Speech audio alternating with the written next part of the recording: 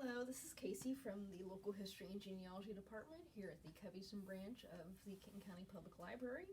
And today we're going to start a new series of videos here featuring some of our archival collections, calling it Adventures in the Archives.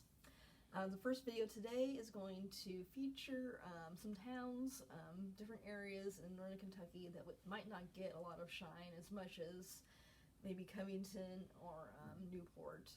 So today we're going to be talking a little bit about a somewhat new collection in our archive, the Dayton Homemakers Collection, which was donated to us in March of last year by one of our great volunteers, Nancy Blomer. So I'm going to talk a little bit about what that collection is made up of and kind of how that would sort of help you in your genealogy research as well, because I think a lot of people might not realize that some of our archive collections are also great resources for names, businesses, things that could help you out in your genealogy research as well. So just to get started, for people of a certain age, you probably know what a Homemakers Club is, but for someone that might not be familiar with that, Homemakers Club is basically groups that started during the Progressive Era that was sort of helped improve the lives of women living in more rural areas. And of course, during the 1940s, 50s, Dayton, Kentucky would be definitely much more of a rural area than it is now. It's been built up a little bit more over the years.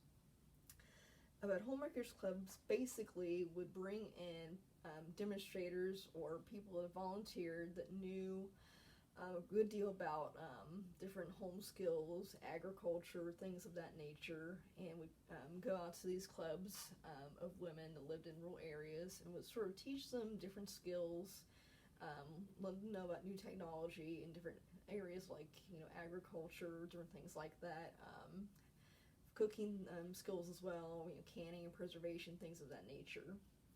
And a lot of the Homemakers Clubs really wanted to bring sort of the level of college-educated classes to people out in rural communities as a way to sort of bolster community within a lot of women that stayed at the home and sense of community, meet new people, and learn new skills. So that's basically kind of what the Dayton Homemakers Club did, along with a lot of other clubs throughout the area. I know that Covington, Newport, all the towns in this area would have their own Homemakers Club, along with a lot of Midwest towns as well. Ohio, Indiana, all places out the Midwest had these Homemakers Clubs eventually pop up throughout the areas as well. And just a kind of a quick history on how all these Homemakers Clubs sort of began within the state of Kentucky. All the information I'm going to tell you is coming from the University of Kentucky's agriculture page, just to give you where my sources come from. The origins of the Kentucky Extension Homemakers Association can be traced back to the 20th century. They grew out of the University of Kentucky's Cooperative Extension Services, again as an early attempt to connect and educate rural women in the area. After the federal Smith-Lever Act passed in 1914, which was basically an act to bring, again, college-level courses to people living in rural areas, the scope of the Economic Extension Office was brought in to bring more of that knowledge to people even further out in rural areas. By 1924, a county organization guide was written suggesting a constitution for all these different homemakers groups to go by. This was an effective way to develop leadership, delegate responsibility, and secure local participation in these homemakers clubs as well. And by 1932, after several years of discussion and interest in these groups, the county homemakers unified into a state organization to strengthen their voice and further leadership within the groups as well. And by 1958, over 108 counties were joined in the Federation of Homemakers Clubs. Specifically, Dayton's club began in 1947, and it was one of the oldest homemakers clubs in Campbell County. The first meeting was organized by Mrs. Charles Watson, and they had 10 members present at the time. And again, they were involved in a lot of different community groups, Girl and Boy Scouts, St. Luke gift shop, 4-H, different things like that. And oftentimes they would sell, tea, candy, different things like that, fruitcake for the holidays in order to build up money for different events and things for the club. And again, like I mentioned before earlier on in the video, a lot of these archival collections, especially when I looked through the Dayton Homemakers Club, there are so many names, different businesses that might have gone out, be out of business at this point that you can find within this. A lot of the stuff in these books is also like a really great kind of slice of life. A lot of the recipes and stuff, things you might not have thought about for years, kind of come up in these. So it's a great resource just of interesting information that would give you a glimpse into the past, and also pertinent genealogy research material as well. So I'll go ahead and talk a little bit about some of these interesting items within the collection here. This was actually a little hand-typed history of the Dayton Homemakers Club. I think the lady that wrote this or typed it up, she pulled a lot of information from the Kentucky Post, so doing her own primary research there on the history of her club. And again, this is a Dayton Homemakers Club 100% attendance record, which is kind of fun, from 1984 to 1990. So again, a lot of different names.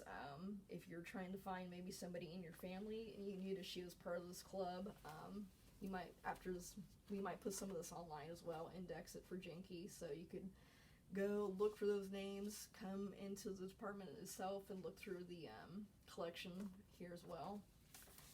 And again, there is another section here for their luncheon meetings, and a lot of different restaurants mentioned here that they went for lunches and things like that might not be around anymore. So again, interesting on its own, but also good for genealogy research.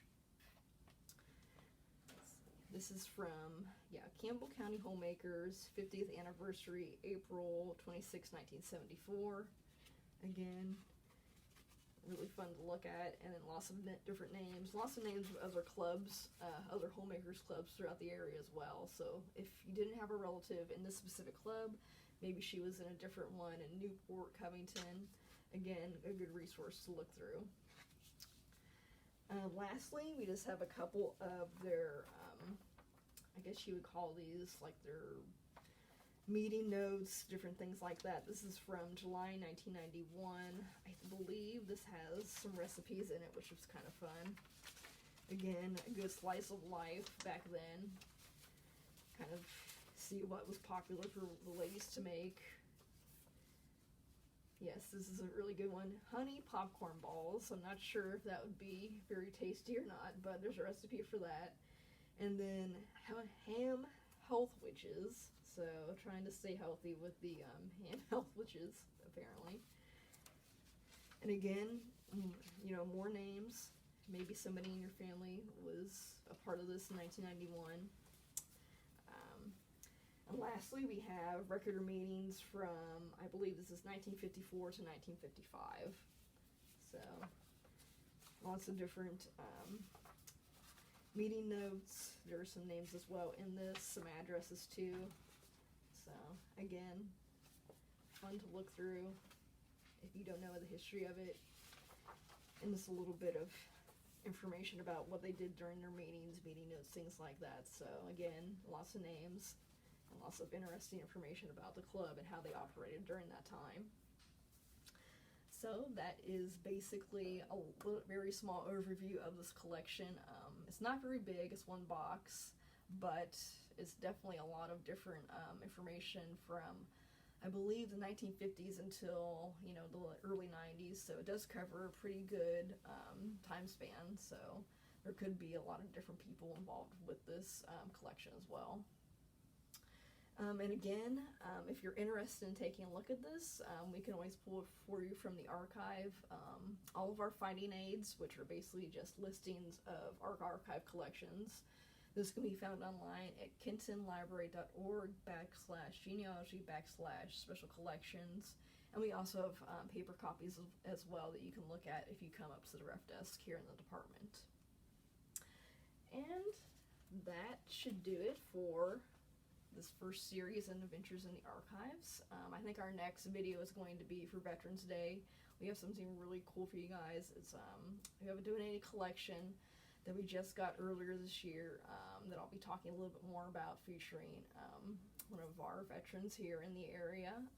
There'll also be a display in the department as well that I'm putting together to kind of go along with that. So that's coming up for the month of November for Veterans Day. I also just want to talk a little bit quickly about some other upcoming events.